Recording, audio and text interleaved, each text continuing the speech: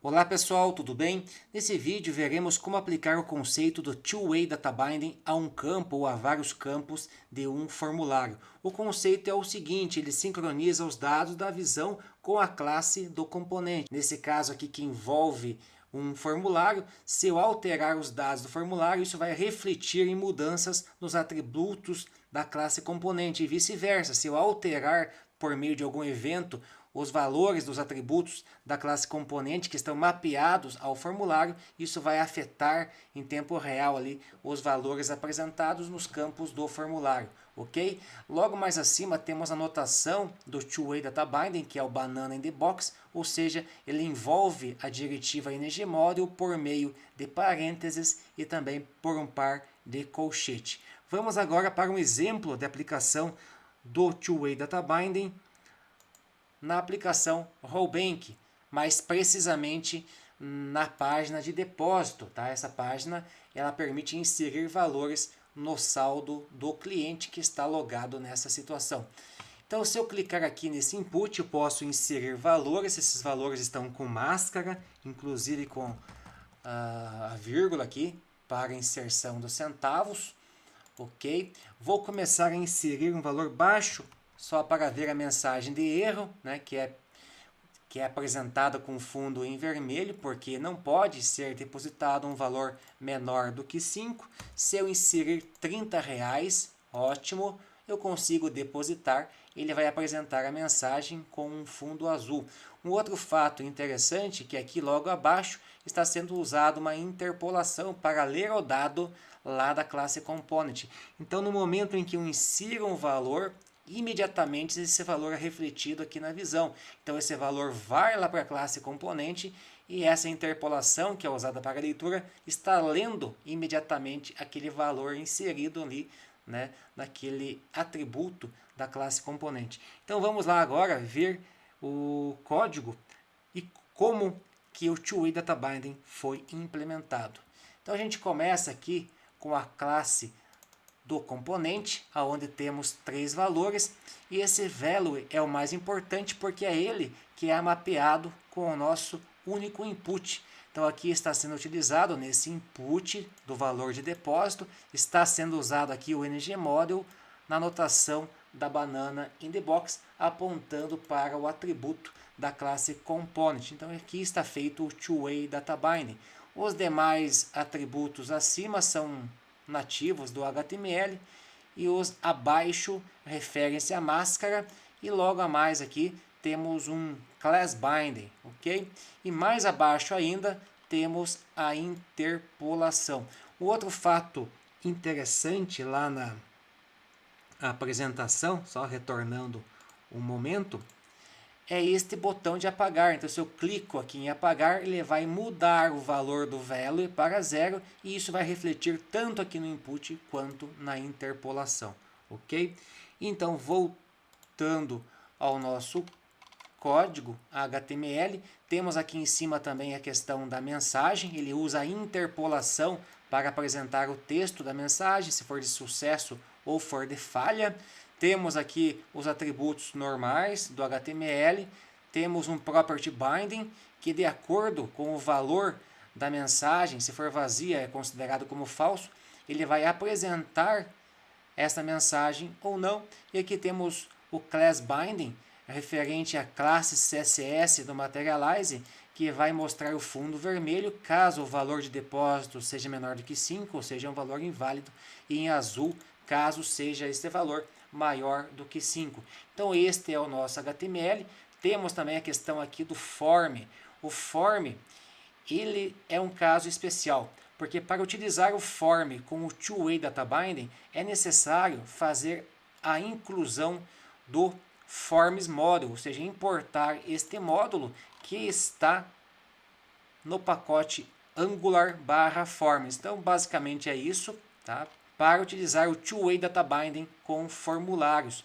Com isso, com a inclusão daquele módulo, é inserido implicitamente uma diretiva no formulário que é o INGForm, que é utilizado para validar o formulário, entre outras coisas. Mas como é implícito, não é preciso declarar de forma explícita, tal como está sendo feito aqui. Então Este trecho aqui é opcional, a gente pode apagar sem nenhum efeito no funcionamento normal aqui deste formulário. O outro fato importante é essa questão do uso do submit. Se eu não importasse o Forms Model, esse submit, que é um evento de formulário, ele representaria o evento nativo do HTML, ou seja, ao clicar no botão Submit, este formulário seria enviado para a URL do atributo Action, que geralmente é apresentado na tag Form.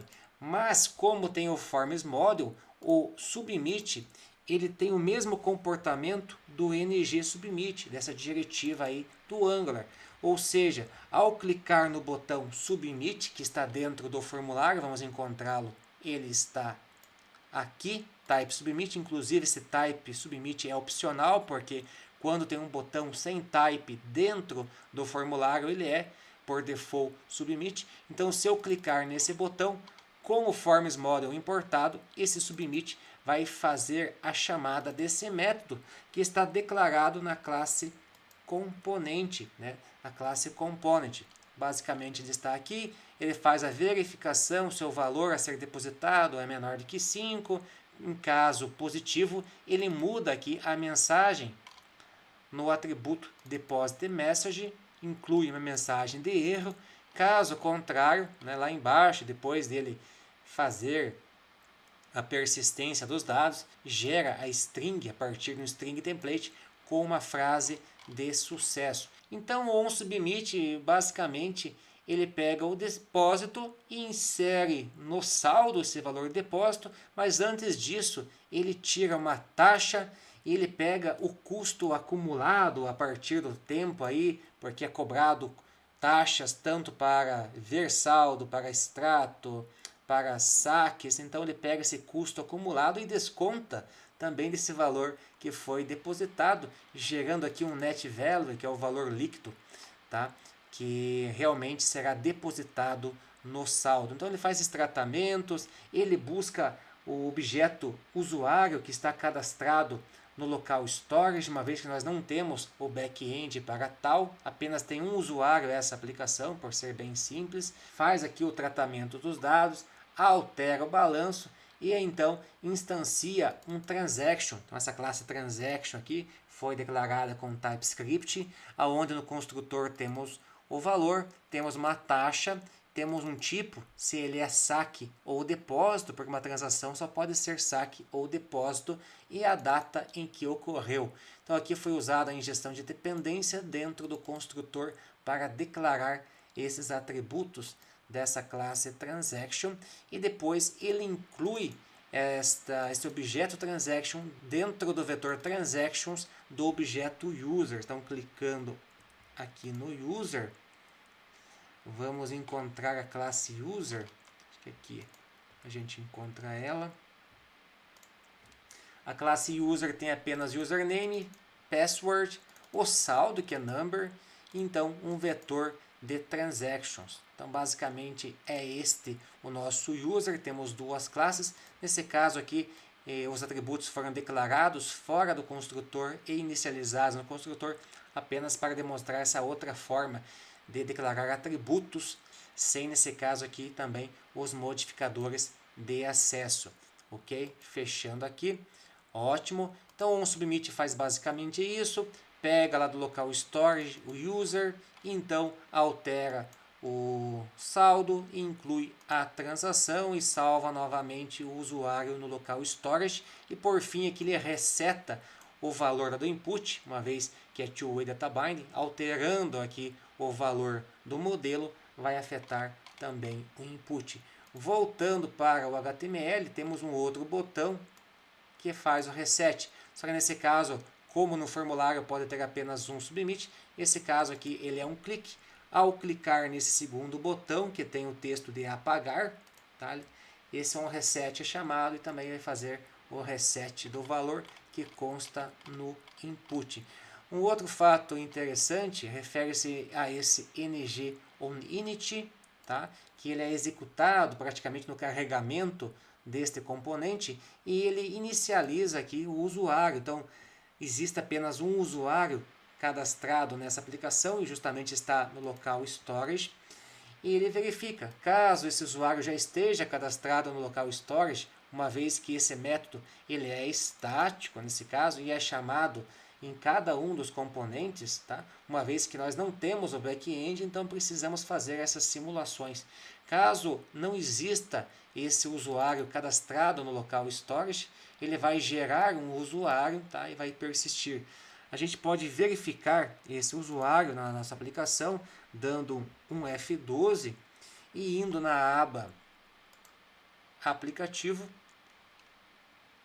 e o nome dele é Thomas Leite, e ali ele tem a senha e tem o saldo atual e tem o vetor de transações, e isso aqui foi salvo no formato JSON, ok? Então basicamente isso aqui é feito no ng-on-init, chamando o método estático, tendo portanto aqui um exemplo de um método estático chamando por meio de uma classe.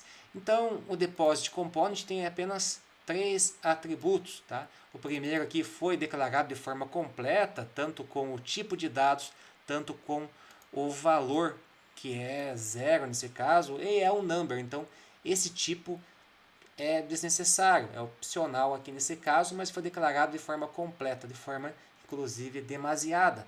Já nesses dois outros exemplos, esse aqui é sabido, né, que ele é falso, então portanto não foi utilizado o boolean, e esse aqui é sabido que é string, portanto não foi usado o tipo string. Então não é necessário informar sempre o tipo de dados quando os atributos são inicializados.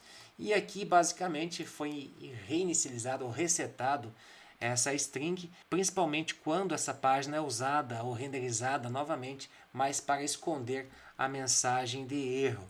Voltando aqui para o HTML, só uma coisa que passou batido, né, que eu não falei, que é quando você utiliza o ngModule num formulário, é obrigatório ter o atributo name. Então, o ngModule dentro de um formulário tem que ter o atributo name daquele input. Então é isso, pessoal, um exemplo básico aí de utilização de Two-Way Data Binding em um formulário. Um abraço, fiquem com Deus e até o próximo vídeo.